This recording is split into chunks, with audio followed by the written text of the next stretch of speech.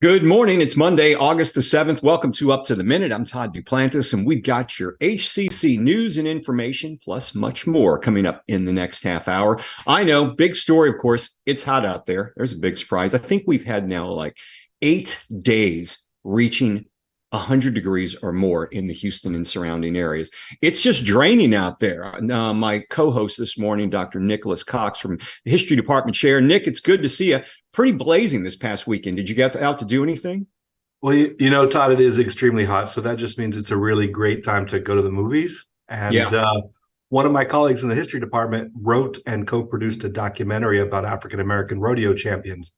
And they had a film premiere red carpet event Saturday night that I went to, and it was really a nice time. Oh, great. Yeah, it's we went to the movies the week before last and certainly was very crowded.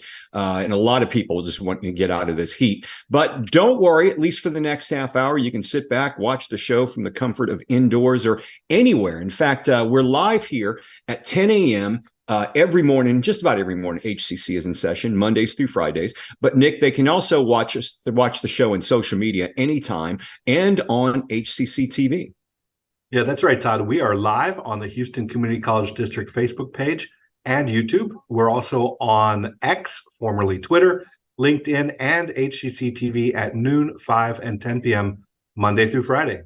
Yeah, I'm just not sure about this whole X thing. I'd rather call it Twitter, but formerly, I don't get it. I don't know what to say about it. I took it off my phone in order to wean myself away from ultimately maybe leaving it behind. We'll see. Yeah, a lot of people seem to be doing that.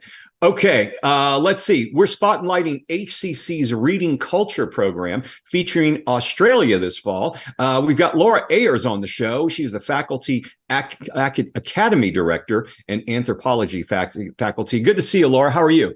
I'm doing great. Thanks for having me. Yeah, we're looking forward to hearing about the Reading Culture program. That's coming up shortly, so stick around. We'll be with you in about 10 minutes. Okay, it's Mental Health Monday, and right now we're going to focus on the effect of intimate partner violence and how that affects children. Thecia Jenkins is the training director for Harris County Domestic Violence Coordinating Council and our Mental Health Monday guest. Welcome back to the show, Thecia. Good morning, Todd. Thank you for having me. Yeah, thank you for being here. Now, let's begin with some statistics. Obviously, this is a problem that's growing, but how many children witness intimate partner violence? 10 million. 10 million children witness domestic violence in their homes every year. And this is a number that's nationwide, is that correct? Correct. Okay, so let's talk about what are some of the signs for people who work with children and youth that might indicate they're witnessing violence in their home? Okay. Definitely. And because school is getting ready to start, I think we really want to focus on educators. So for that educator who is going into the classroom to be mindful that some of the things such as a child may be presenting as oppositional defiant, that may actually signal that child may be witnessing violence in their home. We know that children who witness violence in their homes many times have language delays. They have a child who is maybe 3 or 4 years old may not be speaking at the level that they should be speaking because of the isolation that often happens within the context of domestic violence. Children who are bullying, we know that bullying continues to be a growing issue. Many times what those children are simply doing is mimicking the behavior that they've seen in the home, such as the verbal and emotional abuse. You have the child who is calling other children names or even bullying the teachers in the classroom. We're seeing more of that. That may be a sign of a child who is witnessing violence in their home. The child who maybe is forcibly taking money from other students at school. We know that that's a part of the economic abuse that happens in relationships. So all of these could be signs that this child is dealing with domestic violence in the home. That's interesting because I know this month is anti-bullying month. I believe August is known as that. But what you're saying is maybe some of these kids who are bullying others may be the ones who are seeing this violence in their homes. Is that correct? Definitely. Most definitely. When we talk about the dynamics of an abusive relationship, the verbal and emotional abuse, isolation, you have the child who only wants their friends to be with them. So, I may tell Todd, I don't want you hanging out with Laura because, Laura doesn't really like me or she doesn't appreciate me. That's my way of isolating you so that only you are under my influence. The coercion that happens in a relationship. I may say, Todd, I know that you cheated on that test last week. And if you stop being my friend, I'm going to go to the principal and let them know exactly what you did. Those are the exact things that are happening in that adult relationship that child or youth is witnessing. What is something called the adverse childhood experience? The adverse childhood experience is when there is a trauma that happens between the ages of 0 to 17. And it was actually part of a 10-year study by the Center for Disease Control and the Kaiser Permanente Association. And what it looked at is when children between the ages of 0 to 17 experience a trauma, and some of those traumas might be parents divorcing, that can be traumatic for youth. Having a parent who uses drugs and alcohol, or having a parent who is incarcerated, or both parents incarcerated, and also witnessing domestic violence, being neglected, the children who live in homes where there's not enough food to eat. Those are traumatic experiences, and they have long-term effects on children and youth into their adulthood. Obviously, there's got to be community resources. Maybe you can talk about some of those that are available to assist the victims and people who may be going through this. Well, definitely for the family that is experiencing domestic violence, there is the National Domestic Violence Hotline, 1-800-799-SAFE, 1-800-799-7233. And I often give that to people because once you call that number, you can get other local resources. United Way here in Houston, 211, that you can get all different resources that you need there. And by visiting the Harris County Domestic Violence Coordinating Council's website, we have a list of community resources that are available for individuals who are in crisis. It sounds like you talk about the numbers nationwide, but if someone's in a classroom with children, is it safe to assume? I mean, could you say like at least two children in that classroom be going through that, or possibly more? What would those statistics be locally in your eyes? Well, we know that here in Texas, that 1 in 4 women and 1 in 9 men are in abusive relationships. And what I often offer up is that at any given time, about 30 to 40% of individuals in the greater Houston area are in an abusive relationship. So what does that look like for a teacher who has 30 students? Well, what that may mean is that out of those 30 students, that probably 2 to 3 are living in a home where they're witnessing violence. That child who came to school this morning witnessed their mother being strangled. They witnessed their father maybe being hit with something. That's 1 in 4 of the students in any given classroom. That's just staggering when you think about it. But I mean, you give a whole new light because, in this anti-bullying month where we're trying to highlight this, one of the most important takeaways I get out of this is, look at not just the child who's getting bullied, but the reasons behind why the bully is doing that in the first place. And that's kind of eye-opening with what you said.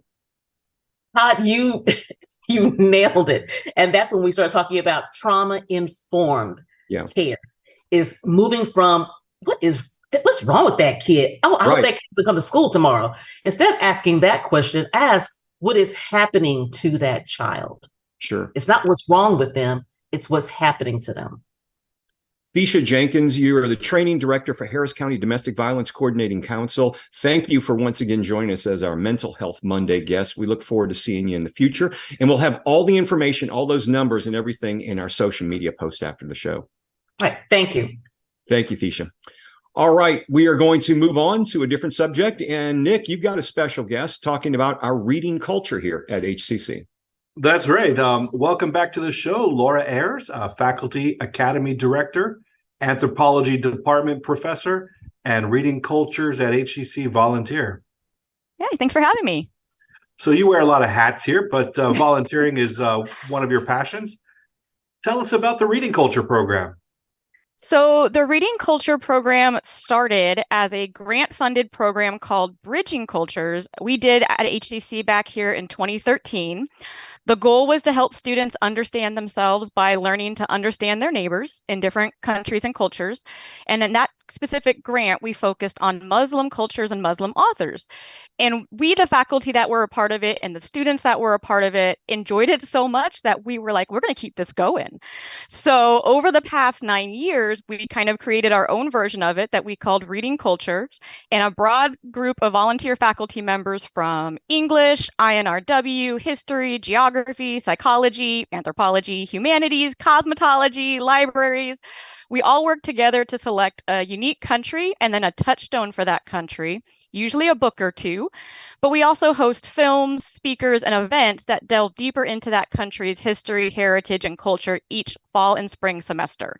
Sometimes we've even been able to have the author of the book come speak to our students, which is amazing. Well, I'm learning a lot about this just in our conversation. And so are we now at the college self-funding or relying entirely on volunteers to keep this going? We've switched around. Some semesters we've been sponsored by the HCC Foundation. Some semesters we've had grants from other community organizations like the Asian Pacific American Heritage Association. This semester we're being internally funded, but we're kind of always looking for what we could do next to keep this program going because it's so important to so many of us. And we know these co-curricular opportunities offer really deep and meaningful learning for students. Well, I've noticed over the years a lot of my colleagues working in volunteering in this program, and I see every year a focus on a different nation. And you guys are genuinely trying to be responsible to the entire globe. How do you decide which countries to choose, and what priorities do you make in this? Well, we kind of look at where does HCC has large student populations from. And so we try to hit those, countries whenever we can. We look at where we've looked at before and try to ensure we're kind of moving around the globe and not staying only in a specific area. We also try to make sure we're utilizing books by authors from that country and culture whenever possible. So sometimes we just find a really amazing book and we're like, okay, that's our focus. So we try to kind of keep track of what we've been doing and make sure that we are ensuring real global representation. Well, are we breaking the news? Can you tell us what the country for this year is for the first time here on the show? Yeah, so this semester, the fall semester, we're looking at Aboriginal Australia. So we are offering students a choice of books. We have a fiction mystery novel, as well as we have a nonfiction essay anthology. And so they're all written by Aboriginal Australian authors. And so we will be having programming about Aboriginal Australian experiences all semester as well. Well, now that's fascinating. I think about our effort in Reading Cultures to bring authors and books to our larger student body because we have students from every country in the world. I don't know if I'll put you on the spot here. Do we have a lot of Australian students at HCC? I'm sure we must. They're not in our top 10. This is one of those where we had hit 8 out of the top 10 so far, but we found that a lot of people's perception of Australia is kind of the mainstream media perception, Steve Irwin and Hemsworths. And so we were like, we really want to highlight the Aboriginal Australians who kind of maybe don't get the spotlight as much. So maybe people think they know Australia, but we can do a deeper, less known dive. And that, my question following up on Australian students at HCC is, I'm curious to know if we do have any Indigenous Australian students. I mean, that would be a remarkable guest appearance to have someone talk about at some of these events. We do a lot of outreach and try to find students that we can have on panels and things. So if we find some, maybe we'll feature them. We'll send out a call for volunteers. So I understand there's also a scholarship opportunity attached to Reading Cultures. Can you talk about that a little bit? Yeah, so we offer 3 student scholarships each semester. So we have these events throughout the semester. We have book distribution events. If students want a paperback copy of the books, we go to campuses throughout the districts in the beginning of the fall semester and kind of pass them out and let them know about the program. Or students can request a book to be delivered to their campus library through our Reading Culture LibGuide form. But throughout the semester, if a student attends or watches recordings of 2 of our events, they write a little reflection about what they learned. And then at the end of the semester, they can submit either an essay or a creative project. I mean, technically they could submit both, but they could only win in one category. And we have a scholarship for an overall winner of $1,000, as well as a $500 scholarship each for the top essay and the top creative project. So we want students seeking a scholarship to choose the medium that matters most to them. That could be a reflective essay or any number of creative projects. We have had quite a lot of creative students here at HCC. Well, I'm curious now. Tell me about past prize-winning projects that students have done in reading cultures. What are some things that our students have created? We've had multimedia collages, we've had original songs, we've had Prezi presentations, we've had woodworking, we've had sculptures and dioramas. Yeah, we've had quite a lot. Paintings, I thought you said dioramas, but yeah, we just get everything. There's no limit on creative project, and our students take that. Oh, I think there was even a video montage. There was a magazine mock-up. We've really had a lot of creativity expressed by our students. Do you think this year it would be possible, or maybe it's a normal practice already, to have some sort of exhibit of these student projects so that people could see the range of creativity that our students bring to this event? I love that idea. We haven't done it yet. We definitely take pictures and keep, on file our winners and try to share those out. But I love the idea of creating maybe an art exhibit. We'll have to get with our art department for that. Yeah, I would love to see this, even if it's a digital project online, but the physical stuff as well. I'd love to see that.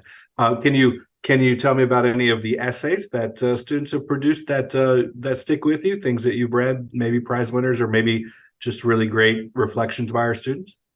We asked students to just reflect on how reading the book kind of changed them or how it was meaningful to them. And so students have this outstanding ability to just make connections, so we might be reading about Colombia and the student is from Vietnam, but they'll be like, reading about this and the intergenerational trauma that you see in Colombia reminded me of the same intergenerational trauma we see in Vietnam relating to the Vietnam War in our family. And they just really get deep into it and make these outstanding literary and personal connections to the work that really show us as the faculty judges that, they took care to think about these things. And it really did mean a lot to them to read and dive into this culture that's so different from their own. Well, I understand the students will be reading one or both of these books, and that there will be a series of opportunities for scholarships with their projects and their essays. But in between the reading and the projects, what kind of events do you anticipate that we'll be hosting this year? We typically do both an on-campus and a virtual history, geography little event to talk about the country that we're featuring. Then we have some book discussions. Again, we offer both on-campus or virtual of those where students and faculty can get together and just discuss the book or books that they're reading. And then we also, near the end of the semester, have writing workshops and project workshops. So if a student is kind of trying to brainstorm or just wants a set of eyes to help them out, we offer those opportunities as well. We're still working on trying to get a speaker or maybe a student panel or maybe host one of the authors, but we hope to have one more of those type of events as well. Well, you actually stole my next question. I wondered if one or both of the authors might be able to either appear in campus or even on a virtual session. It would be wonderful for students involved in reading cultures and even our just classes in general to be able to interact with these authors if possible.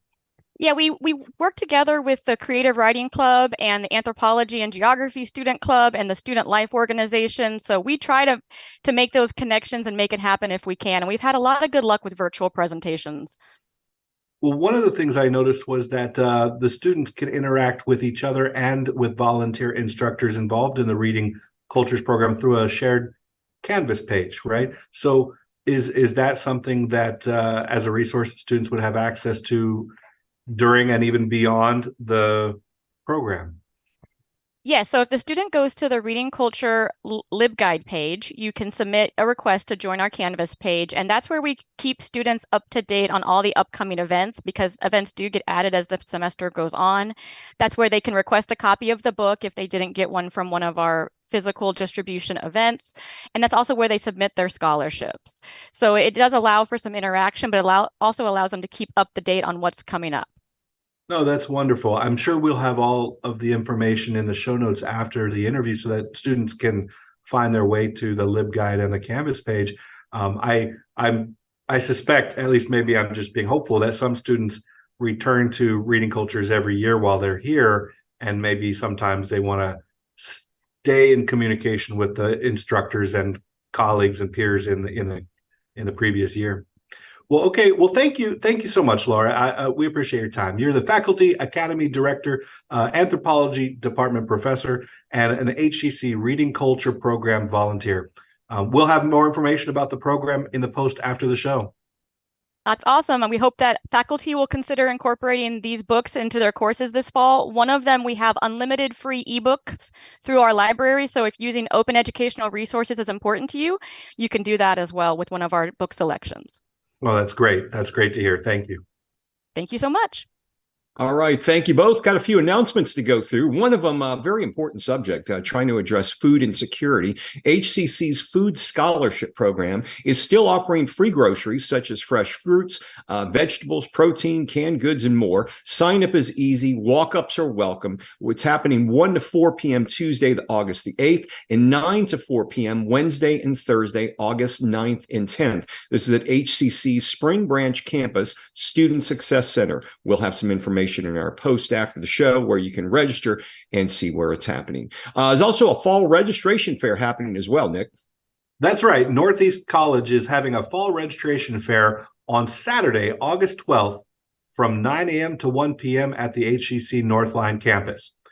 With fall registration going on across HCC, prospective Northeast students can join this special fall open house to get assistance with registration, financial aid, program materials, and even have a little bit of fun.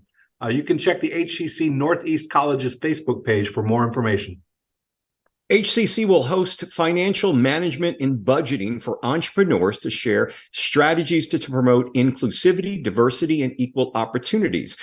This is a financial management and budgeting seminar. It's from 11 a.m. to 1 p.m. Tuesday, August the 15th at HCC's Administrative Building, 3100 Main. It's in Seminar Room B. Check our post after the show for more registration information. And there's also another faculty exhibition about to kick off soon. That's correct. The HCC Central College's Fine Arts Gallery has a free exhibit of faculty art called Out of Longing. This is open Monday, August 21st through November 3rd, so you have plenty of time to see this once fall begins. These works of art are inspired by mythical creatures, animal hybrids, religious symbolism. Matsumi Katoka's inspiration is man's need to personify his wishes and longings for what does not exist in order to make sense of his world. Check our post after the show for link to register. Okay, registration. That's right. It's underway right now, and classes start later this month. So you need to register now for fall 2023. More importantly, if you're looking for financial aid, your time to fill out the FAFSA is running out. Classes begin August the 21st, and the FAFSA application is the first step in securing financial aid to go to school. Visit HCC's website to get started on the path to success. Check our post after the show. And as mentioned, Nick, registration, that's happening right now. That's right. Fall registration has been open for a few months, and those classes are filling, so do not delay. You can take classes online or in person. Our in-person classes involve traditional classes, laboratory classes. We have hybrid classes that meet in person and online. And we've got those online classes that meet on a schedule with virtual meetings or online anytime asynchronously. Lots of options across the college for the courses that you need. But don't delay. Classes start August 21st, so time is short. To learn more about HCC classes, programs, start dates, and options, go to hccs.edu/apply. So tomorrow on the show, love this place, Max's Wine Dive. When you think Max's Wine Dive, you think wine, but they have incredible food. In fact, we're going to talk to them about this tomorrow. They have one of the best fried egg sandwiches you'll ever have. I know it sounds crazy, but it's insanely good. I would go there just to eat that sandwich. So they're going to be on the show tomorrow. And also we'll congratulate the man who is taking over the Global Energy Center of Excellence. He's a familiar face around here. Nick, thanks for being here today. We'll see you next Monday, right? Thank you, Todd. Have a great week. See you then. All right. And all of you have a good day. We'll be back tomorrow morning live at 10 a.m. for Up to the Minute.